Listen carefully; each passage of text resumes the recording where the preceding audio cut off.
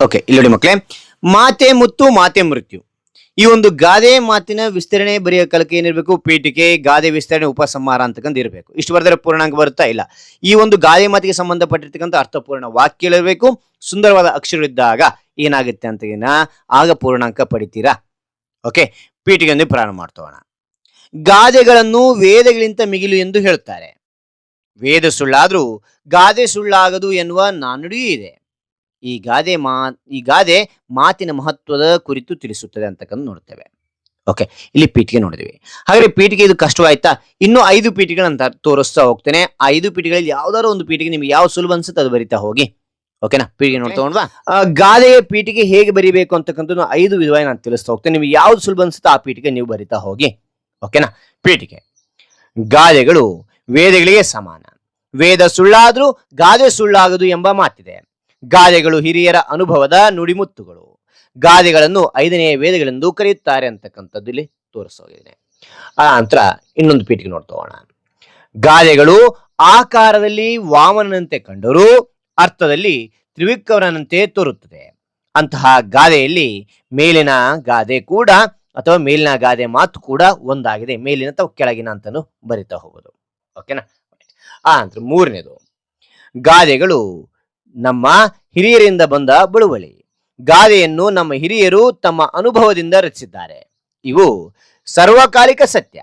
ಗಾದೆಗಳು ಚಿಕ್ಕದಾದರೂ ವಿಶಾಲವಾದ ಅರ್ಥವನ್ನು ಒಳಗೊಂಡಿದೆ ಅಂತಕ್ಕಂಥದ್ದು ನೋಡ್ತೇವೆ. ಆ ನಂತರ 4ನೇ ಪೀಠಿಕೆ ನೋಡ್ತೋಣ. ಎಸ್, ಗಾದೆಗಳು ನಾಣ್ಣುಡಿ ಲೋಕೋಕ್ತಿಗಳಿಗಿಂತಲೂ ಪ್ರಸಿದ್ಧವಾಗಿವೆ. ಜನಸಾಮಾನ್ಯರ ಅನುಭವದ ಸಾರವೇ ಗಾದೆಗಳು ಎಂದು ಹೇಳಿದರೆ ತಪ್ಪಾಗಲಾರದು ಅಂತಕ್ಕಂಥ ನೋಡ್ತೇವೆ. ಇಲ್ಲಿ ಪೀಠಿಕೆ 5ನೇ ಪೀಠಿಕೆ ನೋಡಿ, ಕೊನೆಯದು. ಗಾದೆಗಳನ್ನು ವೇದಗಳಿಂದ ಮಿಗಿಲು ಎಂದು ಹೇಳುತ್ತಾರೆ. ವೇದ ಸುಳ್ಳಾದ್ರೂ ಗಾದೆ ಸುಳ್ಳಾಗದು ಎನ್ನುವ ನಾಣ್ಣುಡಿಯೂ ಇದೆ. ಈ ಗಾದೆಯು ಕನ್ನಡದ ಪ್ರಸಿದ್ಧ ಗಾದೆಗಳಲ್ಲಿ ಒಂದಾಗಿದೆ ಅಂತಕ್ಕಂಥದ್ದು ನೋಡ್ತೇವೆ. ಓಕೆನಾ, ರೈಟ್. ಹಾಗಾದ್ರೆ ಈಗ ಯಾವ ರೀತಿ ಬರೆಯೋಕೆ ನೋಡ್ತೋಣ. ಓಕೆ, ಹಾಗಾದ್ರೆ ಪೀಠಿಕೆಗಳು ನೋಡಿದ್ರಲ್ಲ, ಆ 5 ಪೀಠಿಕೆಗಳು ಯಾವ ಸುಲಭ ಆಗುತ್ತೆ ಅದು ಬರಿತಾ ಹೋಗಿ. ಹಾಗಾದ್ರೆ ಈಗ ಗಾದೆ ವಿಸ್ತರಣೆ ನೋಡ್ತೋಣ. ಹಾಗೆ ಒಂದು ಮಾಹಿತಿ ಅಂತಕ್ಕಂಥ ಇಷ್ಟವಾದ್ರೆ ಒಂದು ಲೈಕ್ ಅನೇಕ ವಿಡಿಯೋಗಳು ಪ್ರೋತ್ಸಾಹ ತುಂಬ ಸಿಗುತ್ತೆ. ಇನ್ನೊಬ್ರಿಗೂ ಶೇರ್ ಮಾಡಲು ಸಾಧ್ಯ. ಇಂಥ ಅನೇಕ ವಿಡಿಯೋಗಳ ಚಾನಲ್ ಸಬ್ಸ್ಕ್ರೈಬ್ ಆಗಿ. ಹಾಗಾದ್ರೆ ಗಾದೆ ವಿಸ್ತರಣೆ ಬಗ್ಗೆ ನೋಡ್ತೋಣ ಬನ್ನಿ. ಈ ಗಾದೆಯು ಮಾತಿನ ಶಕ್ತಿಯನ್ನು ಮತ್ತು ಅದರ 2 ಮುಖಗಳನ್ನು ತಿಳಿಸುವ ಜನಪ್ರಿಯ ಗಾದೆಯಾಗಿದೆ. ಈ ಮಾತು ಒಂದು ವ್ಯಕ್ತಿಯ ಜೀವನವನ್ನು ಉನ್ನತಿಗೊಳಿಸಬಲ್ಲದು ಅಥವಾ ವಿನಾಶಕ್ಕೆ ಕಾರಣವಾಗಬಲ್ಲದು. ಮಾತು ಅಂತಕ್ಕಂಥದ್ದು ಉನ್ನತಿಗೊಳಿಸಬಲ್ಲದು ಅಥವಾ ವಿನಾಶಕ್ಕೆ ಕಾರಣ ಆಗ್ತದೆ. ಮಾತು ಎರಡನ್ನೂ ಮಾಡ್ತದೆ. ಈ ಗಾದೆಯು ಮಾತಿನ ಬಳಕೆಯಲ್ಲಿ ಎಚ್ಚರಿಕೆ, ಸಂಯಮ ಮತ್ತು ಜವಾಬ್ದಾರಿಯನ್ನು ಒತ್ತಿ ಹೇಳುತ್ತದೆ. ಉದಾಹರಣೆಗೆ, ಕೋಪದಿಂದ ಹೇಳಿದ ಮಾತು ಶಾಶ್ವತವಾದ ಗಾಯವನ್ನು ಬಿಡಬಹುದು ಅಂತಕ್ಕಂಥದ್ದು ನೋಡ್ತೇವೆ. ರೈಟ್. ಅದ ನಂತರ ಕೊನೆಗೆ ಉಪಸಂಹಾರ ಅಂತಕ್ಕಂಥ ನಾನು ಬರಿತಾ ಹೋಗಿದ್ದೀನಿ. ಮಾತಿನ ಶಕ್ತಿಯನ್ನು ಮತ್ತು ಅದರ ಜವಾಬ್ದಾರಿಯ ಬಳಕೆಯನ್ನು ಈ ಗಾದೆಯು ಒತ್ತಿ ಹೇಳುತ್ತದೆ. ಯಾವಾಗಲೂ ಸಂಯಮದಿಂದ, ಯೋಚನೆಯಿಂದ ಮತ್ತು ಸಕಾರಾತ್ಮಕ ಉದ್ದೇಶದಿಂದ ಮಾತನಾಡುವುದು ಒಳಿತು ಅಂತಕ್ಕಂಥದ್ದು ಈ ಮಾತು ಉಪಸಂಹಾರ ನನ್ನದಾಗಿರ್ತಕ್ಕಂಥ ಅಭಿಪ್ರಾಯ ಬರಿತಾ ಹೋಗಿದ್ದೇನೆ. ಓಕೆನಾ. ಹಾಗಾದ್ರೆ ಇಲ್ಲಿ ನೀವು ಹೆಚ್ಚಿನ ಒಂದು ಸಮಯ ಇತ್ತಂದ್ರೆ ಇನ್ನೂ ಒಂದು ಹೆಚ್ಚಿನ ಸಾಲು ಬರಿತಾ ಹೋಗ್ಬೋದು. ಹಾಗಾದ್ರೆ ಈ ಎಲ್ಲಾ ಮಾಹಿತಿ ಅಂತ ನಿಮ್ಗೆ ಇಷ್ಟವಾಯ್ತಾ? ಇಷ್ಟವಾದ್ರೆ ಒಂದು ಲೈಕ್ ಅನೇಕ ವಿಡಿಯೋದಲ್ಲಿ ಪ್ರೋತ್ಸಾಹ ತುಂಬ ಸಿಗುತ್ತೆ. ಇನ್ನೊಬ್ರಿಗೂ ಶೇರ್ ಮಾಡಲು ಸಾಧ್ಯ. ಇಂಥ ಅನೇಕ ವಿಡಿಯೋಗಳ ಚಾನಲ್ ಸಬ್ಸ್ಕ್ರೈಬ್ ಆಗಿ. ಮತ್ತೊಂದು ಹೊಸ ವಿಷಯದೊಂದಿಗೆ ಮತ್ತೊಂದು ಹೊಸ ವಿಡಿಯೋದಿಂದ ಭೇಟಿ ಆಗ್ತೇನೆ. Thank you for watching. Bye ಮಕ್ಕಳೇ.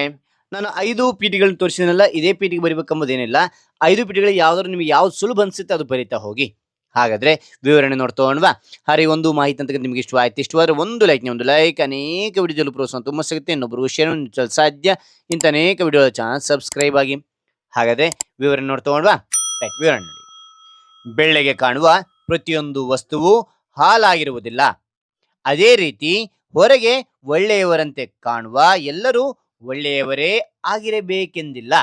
ಆದ್ದರಿಂದ ಯಾರನ್ನಾದರೂ ಅವರ ರೂಪ ಅಥವಾ ಮೇಲ್ನೋಟವನ್ನು ನೋಡಿ ನಿರ್ಧರಿಸದೆ ಅವರ ಗುಣ ಮತ್ತು ನಡತೆಯನ್ನು ತಿಳಿದುಕೊಂಡು ಗೌರವಿಸಬೇಕು ಅಂತಕ್ಕಂಥದ್ದು ನಾನು ವಿವರಣೆಯಲ್ಲಿ ಬರಿತಾ ಹೋಗಿದ್ದೇನೆ.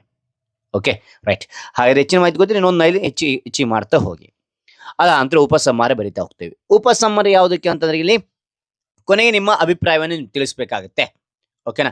ನನ್ನ ಆಗಿರ್ತಕ್ಕಂಥ ಅಭಿಪ್ರಾಯ ಬರ್ತೀನಿ. ಇದಾರು ಬರೀತು ನಿಮ್ಮದೇ ಅಭಿಪ್ರಾಯ ಬರೆದ್ರು ಓಕೆನಾ. ಉಪಸಂಹಾರ. ಈ ಗಾದೆಯು ಹೊರ ನೋಟಕ್ಕೆ ಮೋಸ ಹೋಗಬಾರದು ಎಂಬ ಪಾಠವನ್ನು ಕಲಿಸುತ್ತದೆ. ಆದ್ದರಿಂದ ಯಾವುದೇ ವಿಷಯವನ್ನು ಚೆನ್ನಾಗಿ ಪರಿಶೀಲಿಸಿ ನಂತರವೇ ನಂಬಿಕೆ ಇಡಬೇಕು ಅಂತಕ್ಕಂಥದ್ದು ನಾನು ಉಪಸಂಹಾರದಲ್ಲಿ ಬರ್ತೇನೆ.